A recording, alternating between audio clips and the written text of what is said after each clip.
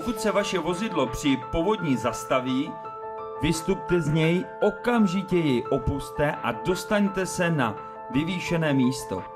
Opusťte vozidlo. Dostaňte se na vyvýšené místo. Pozor! K drtivé většině úmrtí dochází ve vozidlech.